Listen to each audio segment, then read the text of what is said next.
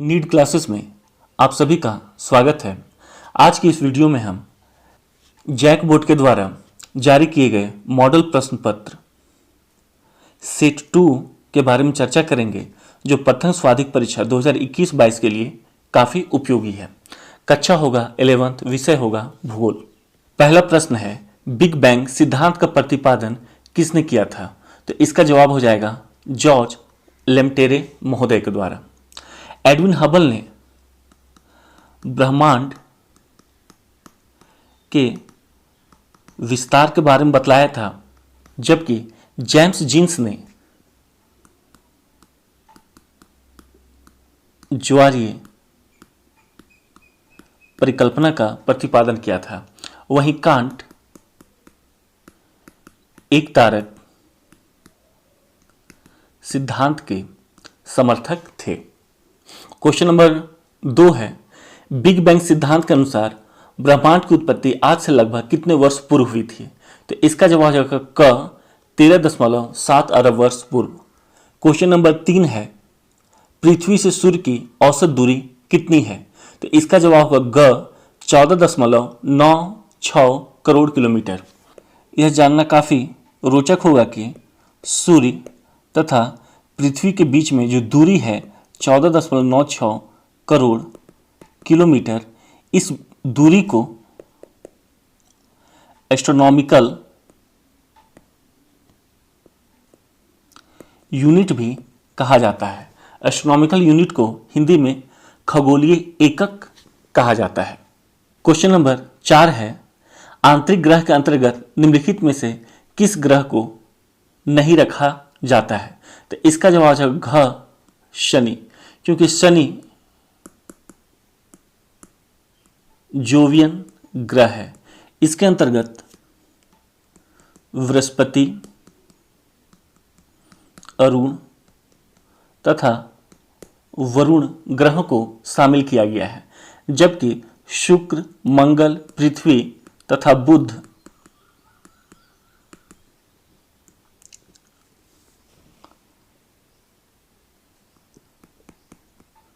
पार्थिव ग्रह के उदाहरण हैं।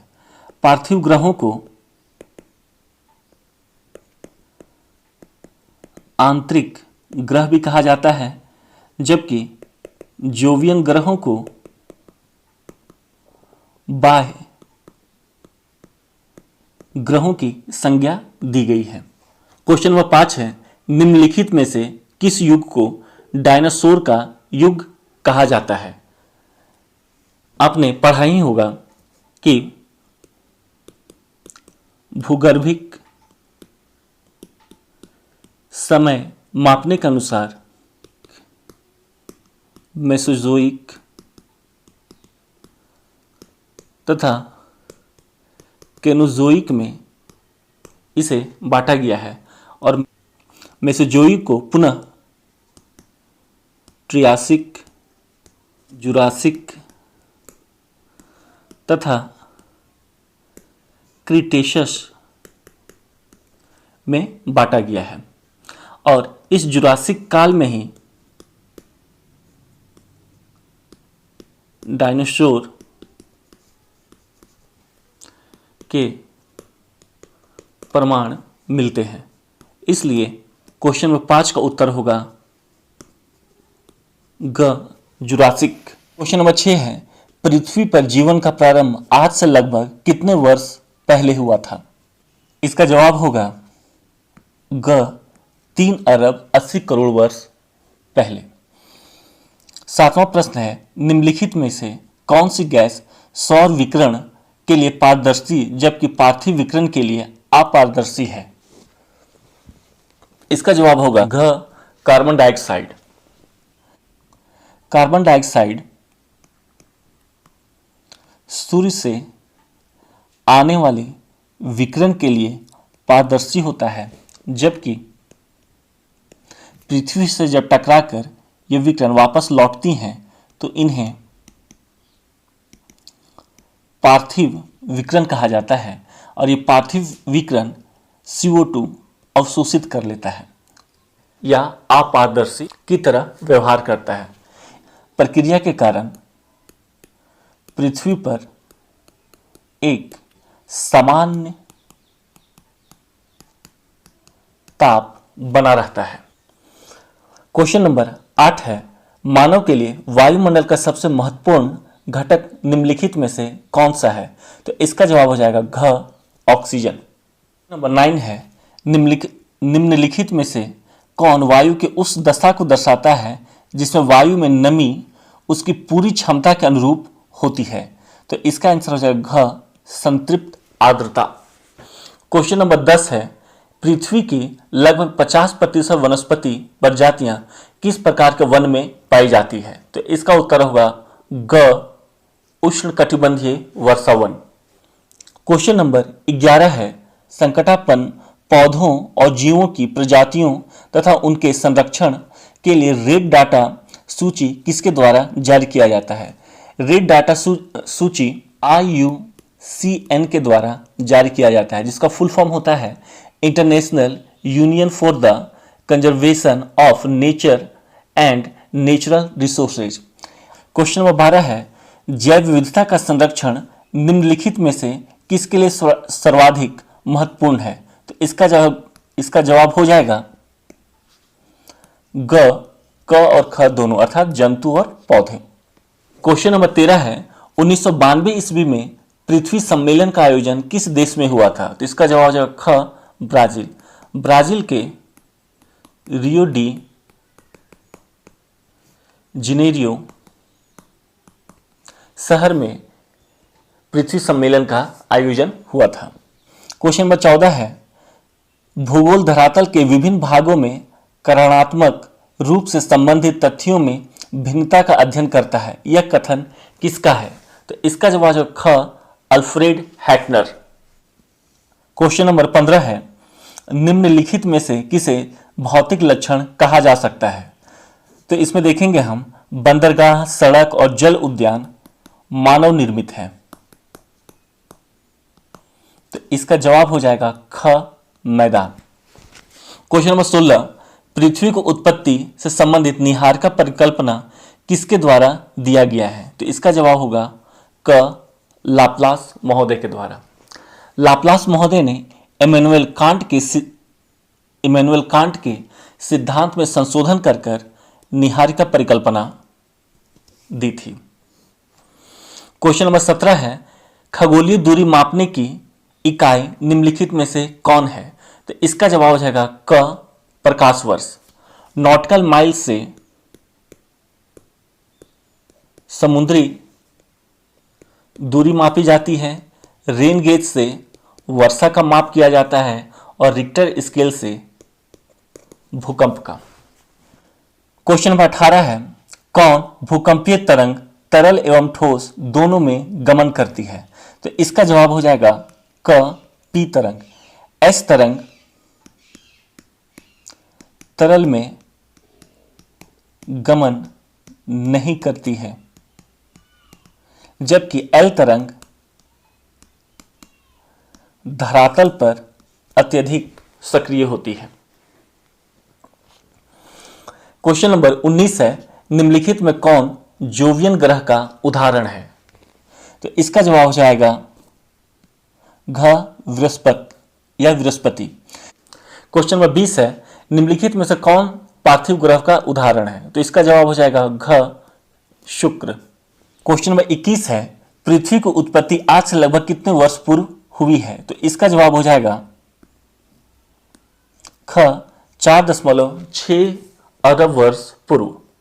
क्वेश्चन नंबर 22 है, पृथ्वी की त्रिज्या कितनी है? तो इसका जवाब हो जाएगा क, 6370 किलोमीटर, अर्थात परपट्टी से क्रूड की दूरी। तो ये हो जाएगा 6370 किलोमीटर। की तीव्रता किस स्केल पर मापी जाती है? तो इसका जवाब है ग, रिक्टर स्केल। बैरोमीटर से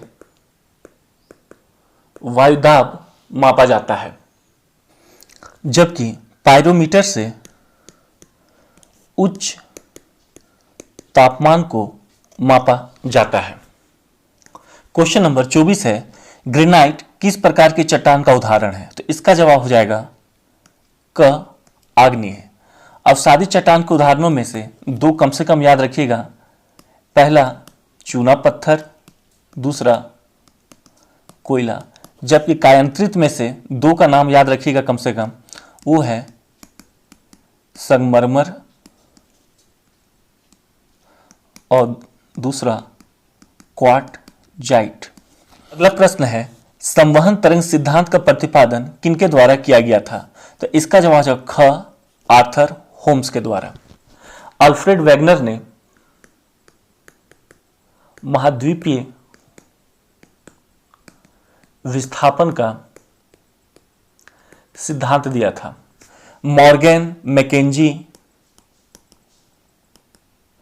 तथा पार्कर का योगदान प्लेट टेक्टोनिक सिद्धांत से है। क्वेश्चन नंबर 26 है, सागरीय अधस्थल विस्तार का सिद्धांत किनके द्वारा दिया गया है? तो इसका जवाब है ग हैरिस हैस महोदय के द्वारा।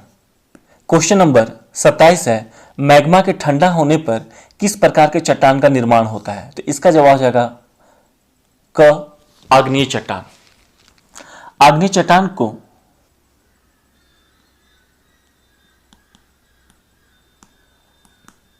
प्राथमिक चट्टान भी कहा जाता है।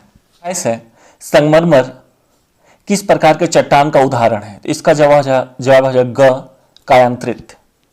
क्वेश्चन नंबर 29 है, प्रादेशिक उपागम का परिवर्तन किस भूगोलवेत्ता द्वारा किया गया था? तो इसका जवाब हो जाएगा क कार्ल रिटर के द्वारा। क्वेश्चन नंबर 30 है, क्रमबद्ध भूगोल किसके द्वारा परिवर्तित किया गया? तो इसका जवाब हो जाएगा क हम्बोल्ट के द्वारा। हम्बोल्ट और कार्ल रिटर दोनों जर्मनी के रहने वाले हैं। क्वेश्चन नंबर 31 है, भूगोल के किस उपागम विधि को प्रकरण विधि भी कहा जाता है? तो इसका जवाब हो जाएगा क क्रमबद्ध उपागम। क्वेश्चन नंबर 32 है, समुद्री मार्ग से पृथ्वी के परिक्रमा करने वाला प्रथम नाविक कौन था? तो इसका जवाब है ख मैगलेन। क्वेश्चन नंबर 33 है, पृथ्वी की आंतरिक संरचना में मध्यवर्ती परत किस नाम से जाना जाता है? तो इसका जवाब हो जाएगा क मेंटल।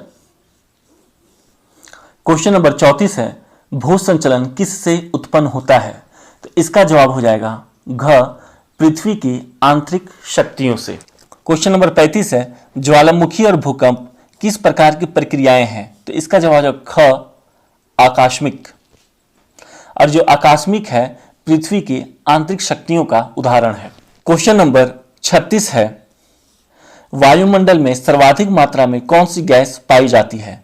तो इसका जवाब हो जाएगा क नाइट्रोजन। क्वेश्चन नंबर 37 है, सभी प्रकार की मौसमी घटनाएं वायुमंडल की किस परत में घटती हैं? तो इसका जवाब हो जाएगा ग क्षोभ मंडल। क्षोभ मंडल में मौसमी घटनाओं के घटने के कारण ही इसे परिवर्तन मंडल भी कहा जाता है। समताप मंडल में वायुयान उड़ते हैं, जबकि आयन मंडल में रेडियो तरंगे वापस पृथ्वी पर लौट आती हैं। क्वेश्चन नंबर 38 है, निम्नलिखित में कौन वर्षण के अंतर्गत शामिल नहीं किया जा सकता है? तो इसका जवाब हो जाएगा क संघनन। क्वेश्चन नंबर 39 है, विश्व पर्यावरण दिवस कब मनाया जाता है? तो इसका जवाब हो जाएगा ग 5 जून। अंतिम प्रश्न है, निम्नलिखित में कौन जीवमंडल को प्रदूषित कर रहा है? तो इसका जवाब हो जाएगा ग औद्योगिक विकास।